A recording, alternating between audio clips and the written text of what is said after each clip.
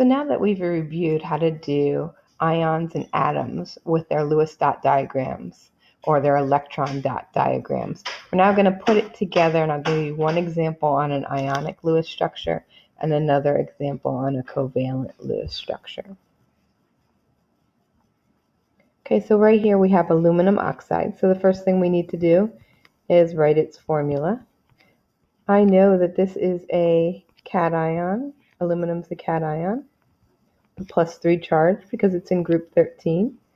I know that this actually is for oxygen. We just changed the ending on "ide" for our naming convention. And I know oxygen is the anion, group 16, so -2 charge. I crisscross to get the charges. So now we know that this formula unit, or this ionic compound, is Al2O3. And you don't actually need to know that to put together the bonds, but it's helpful to have that information right there, because then you know that you're on the right track. Aluminum, +3, so 3 valence electrons. I know there's 2 aluminums. And I know that there are 3 oxygens. Oxygen, again, -2 charge. So I know it has 6 valence electrons.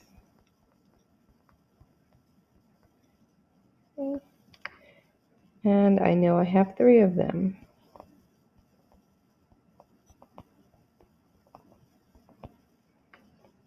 Okay, so now I have to show why this is an ionic bond. And we know an ionic bond has delocalized electrons, electrons that have left their traditional placement.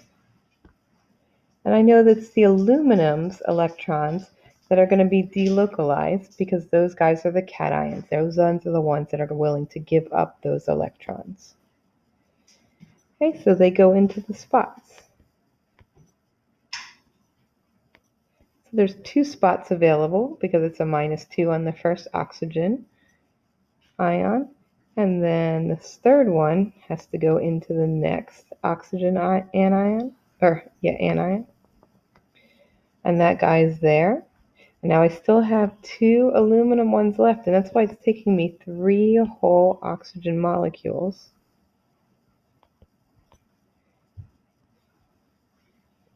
to fill in all the gaps.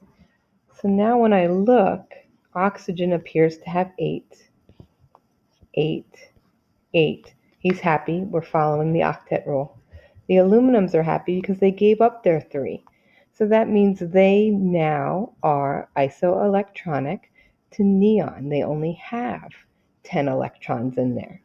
So again, they are also happy. So that's physically how it worked. And then their formula is we have aluminum +3. And notice there's nothing in the brackets now because we've given up those 3 electrons. There's 2 of them. Oxygen. And you can put these in different colors, same colors, or X's and O's. But you want to show that there's that full valence electron layer, -2, and there's 3 of them. So that's the ionic Lewis structure.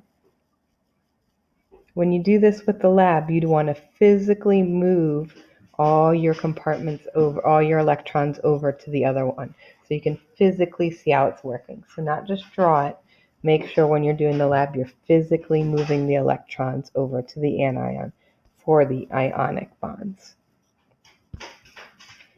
Now, covalent bonds work a little bit differently, but we're following the same process.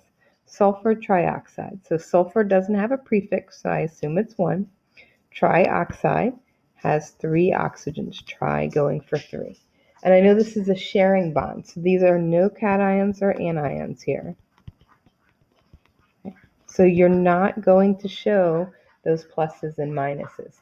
Sulfur and oxygen are still going to be in their atomic state of a neutral atom. They are just going to share their electrons. Okay? And so when I do covalent, I'm going to start with the least electronegative first. Okay. And if you remember, ionization energy and electronegativity work on that same trend line.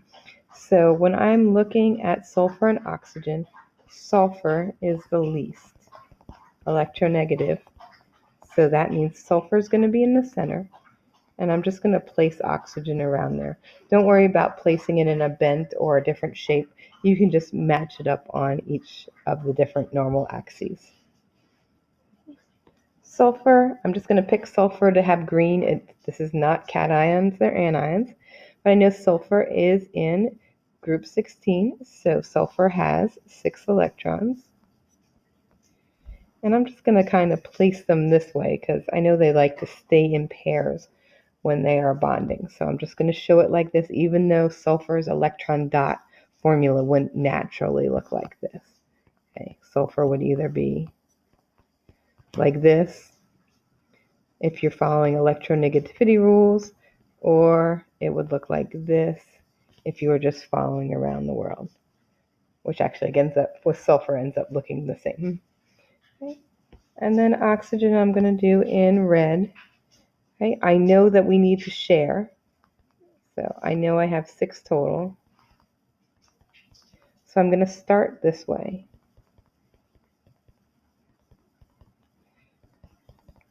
Because my goal is that for sharing, we need to have 1 electron from each element, because that's how they're sharing.